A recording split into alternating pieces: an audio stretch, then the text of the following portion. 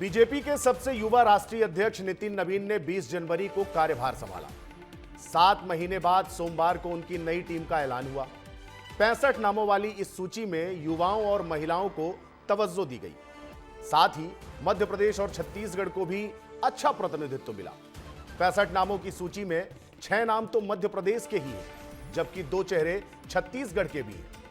किन किन को मिली नितिन नवीन की पार्टी में जगह और क्यों है, इस पर चर्चा करेंगे, लेकिन इससे पहले देखिए हमारी खास रिपोर्ट। 20 जनवरी 2026 नितिन नवीन ने बतौर बीजेपी के 16वें राष्ट्रीय अध्यक्ष के रूप में कार्यभार संभाला। उस दिन से कयास लगाए जा रहे थे कि बीजेपी के सबसे युवा राष्ट्रीय अध्यक्ष की टीम में कौन शामिल होगा, लेकिन अब 7 महीने बाद इन पूरे कयासों पर पूर्ण विराम लग चुका है। नितिन की नई नवीन टीम की घोषणा हो चुकी है। सोमवार को 3:06 पर 65 नामों की लिस्ट आई, जिसमें 13 राष्ट्रीय उपाध्यक्ष, 8 राष्ट्रीय महामंत्री, 16 राष्ट्रीय मंत्री और 7 मोर्चा अध्यक्ष बनाए गए हैं। जैसा कि कयास लगाए जा रहे थे कि नितिन नवीन की टीम में युवाओं और महिलाओं को तवज्जो मिलेगी, हुआ भी ऐसा ही। नई कार्यकारिणी में 33% महिलाओं को हिस्सेदारी दी गई है। 13 राष्ट्रीय उपाध्यक्षों में से 6 महिलाएं हैं। यही नहीं, नितिन की नवीन कार्यकारिणी में मध्य प्रदेश और छत्तीसगढ़ का भी अच्छा प्रतिनिधित्व है। नितिन नवीन की टीम में एमपी से 6 चेहरे हैं। लाल सिंह आर्य को राष्ट्रीय उपाध्यक्ष बनाया गया है, जो संगठन की अच्छी जानकारी रखते हैं। खरगोन से सांसद गजेंद्र पटेल को राष्ट्रीय महामंत्री बनाया गया है। राज्यसभा सांसद कविता पाटीदार को भी राष्ट्रीय मंत्री बनाया गया है। खजुराहो से सांसद और मध्य प्रदेश के पूर्व प्रदेश अध्यक्ष वीडी शर्मा को प्रकोष्ठ संकुल संयोजक की जिम्मेदारी मिली है। इधर राज्यसभा सांसद बंसीलाल गुर्जर को किसान मोर्चा का अध्यक्ष बनाया गया है। तो वहीं मध्य प्रदेश बीजेपी के मीडिया प्रभारी आशीष अग्रवाल को भी बहुत बड़ी जिम्मेदारी मिली है। ये तो वो नाम हैं जो मध्य प्रदेश की राजनीति में सीधे तौर पर ताल्लुक रखते हैं, लेकिन इनके अलावा नितिन नवीन की कार्यकारिणी में ऐसे नाम भी हैं जो चुने तो दूसरे राज्यों से गए, लेकिन मध्य प्रदेश से इनका नाता है। इनमें पहला नाम सौदान सिंह का है, जो विदिशा के कागपुर के रहने वाले हैं। दूसरा नाम है तरुण चुग का, जो मध्य प्रदेश की राज्यसभा सीट से सांसद हैं। तो तीसरा नाम है इंदौर से ताल्लुक रखने वाले प्रदीप भंडारी का। नितिन नवीन की टीम में छत्तीसगढ़ के भी 2 बड़े चेहरों को जगह मिली है। इनमें पहला नाम महासमुंद की सांसद रूप कुमारी चौधरी का है, जिन्हें महिला मोर्चा का अध्यक्ष बनाया गया। दूसरा नाम है प्रदेश प्रवक्ता रह चुके दीपक महस्के का, जिन्हें बनाया गया है सोशल मीडिया संयोजक। इसका मतलब ये है कि राष्ट्रीय कार्यकारिणी में खास मध्य प्रदेश को अच्छा प्रतिनिधित्व मिला है। ऐसे में अब देखना ये होगा कि इससे मध्य प्रदेश और छत्तीसगढ़ की राजनीति को किस तरह और मजबूती मिल सकती है। ब्यूरो रिपोर्ट, विस्तार न्यूज। सर, पहली टिप्पणी चाहूंगा मैं आपकी, जो नितिन नवीन की कार्यकारिणी आई है और मध्य प्रदेश और छत्तीसगढ़ को जिस तरीके से प्रतिनिधित्व मिला है, इस पर बाद में भले ही चर्चा हो, लेकिन इस पूरी कार्यकारिणी के बारे में क्या कहेंगे? ये पीढ़ी परिवर्तन का दौर है और उस पीढ़ी परिवर्तन का जो असर है वो नितिन नवीन जी की जो नई कार्यकारिणी है उस पर स्पष्ट रूप से देखने को मिल रहा है। जिस तरह का युवाओं का दौर पिछले कुछ महीनों से भारत की राजनीति में चला है, उसका स्पष्ट रूप से प्रभाव भी दिख रहा है। और जो नई पीढ़ी भारतीय जनता पार्टी में आगे बढ़ रही है, उसको पूरा मौका देने का काम नितिन नवीन जी ने अपनी इस कार्य समिति में किया है। मध्य प्रदेश और छत्तीसगढ़ का जहाँ तक सवाल है, बहुत ही महत्वपूर्ण जिम्मेदारियां दी गई हैं। 2 तो अध्यक्ष पद ही हैं, जैसे महिला मोर्चा का अध्यक्ष रूप कुमारी जी को बनाया, जो छत्तीसगढ़ की हैं, और किसान मोर्चा का अध्यक्ष अपने यहाँ से बनाया गया है गुर्जर जी को। तो ये, और राष्ट्रीय उपाध्यक्ष के रूप में उन्होंने लाल सिंह आर्य जी को रखा है, जो 3 बार के विधायक भी हैं, एक बड़ा चेहरा है मध्य प्रदेश की राजनीति का, और उनको प्रमुखता के साथ आगे लाने का काम नितिन नवीन जी ने किया है। तो ये एक बड़ा संदेश भी है मध्य प्रदेश की जनता के लिए।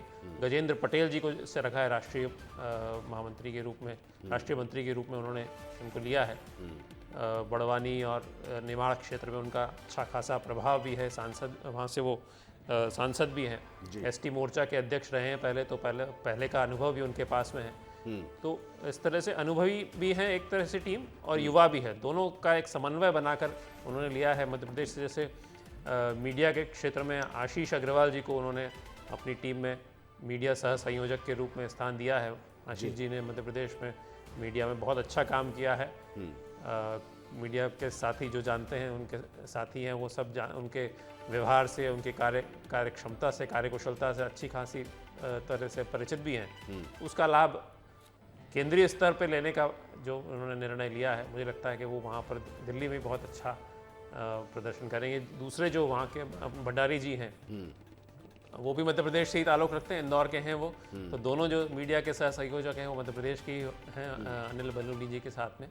तो एक मध्य प्रदेश का पूरा प्रभाव केंद्रीय टीम जो बनाई है लेकिन इस टीम में क्या आप देख रहे हैं, क्या मैसेज देने की कोशिश की गई है?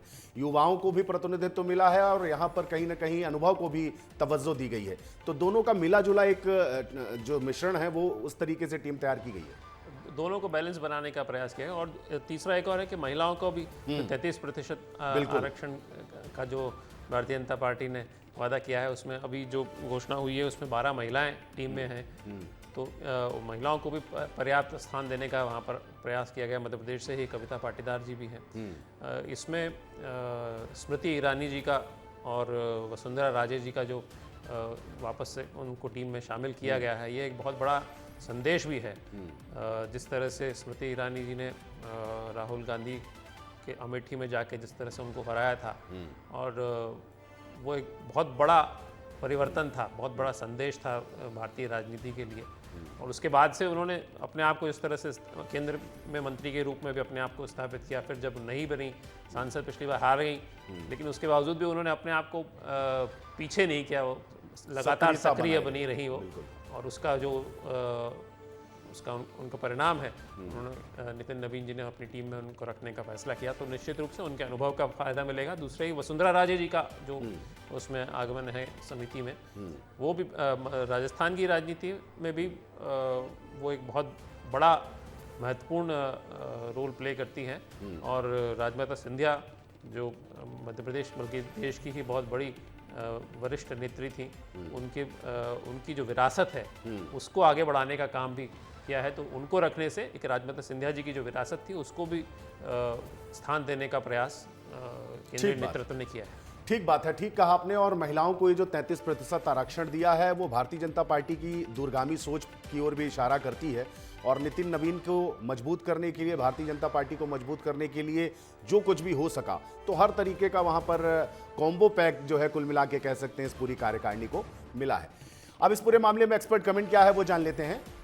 नितिन नवीन की नई टीम में महिलाओं को 33% हिस्सेदारी देना पार्टी की दूरदर्शी सोच भी है और पार्टी के हाल के एजेंडे को पूरा करना भी। वहीं मध्य प्रदेश और छत्तीसगढ़ को प्रतिनिधित्व देकर पार्टी दोनों राज्यों को संगठनात्मक रूप से और मजबूत करना चाहती है।